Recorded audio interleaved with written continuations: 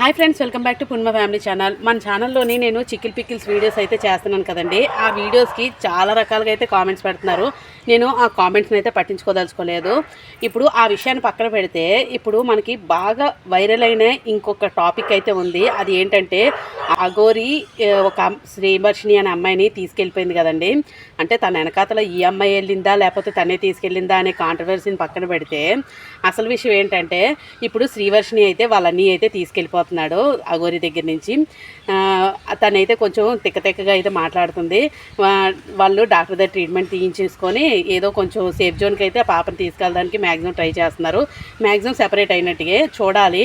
ఇంకా ఏమి ఇష్యూస్ రాకుండా, ఏమీ జరగకుండా, ఏం ప్రాబ్లం రాకుండా ఎలా ఉంటుంది శ్రీవర్షిణిది అనేది చూడాలి.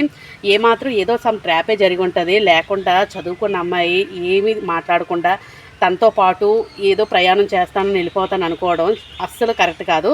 ఏదో జరగకుండా ఏది అలా జరగదు. అసలు ఈ కాంట్రవర్సీ వీడియోలు చేయడానికి గల కారణం చాలా ఉందండి. అది ఏంటి అనేది నేను తర్వాత వేరొక వీడియోలో అయితే చేస్తాను. చాలామంది అనుకుంటూ ఉంటారు దీని టాపిక్ ఏంటి అని చాలామంది అడిగారు. ఎందుకు నీకేం కంటెంట్ లేదా, ఇలాంటి వీడియోస్ చేస్తున్నావు అని చెప్పేసి కూడా అడిగారు.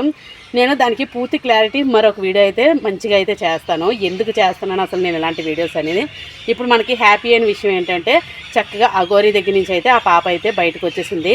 ఇలాగా ఎవరైనా చెప్పింది నమ్మి మోసపోయి అలా వెనకాతలు వెళ్ళిపోతే కుటుంబాలు చాలా బాధపడతాయండి. వాళ్ళ ఫ్యామిలీ ఎంత బాధపడుతుందంటే చెప్పుకోలేము. పిల్లలు అలాగ వేరొకరు ట్రాప్లో పడిపోయి ఒక లవ్ చేసి వెళ్ళిపోయినా బాధే. ఇలాగా మరి ఘోరంగా అఘోరితో వెళ్ళిపోవడం అంటే అసలు ఇష్యూ అయితే చాలా ఘోరంగా అయితే పోర్ట్రేట్ అయ్యింది.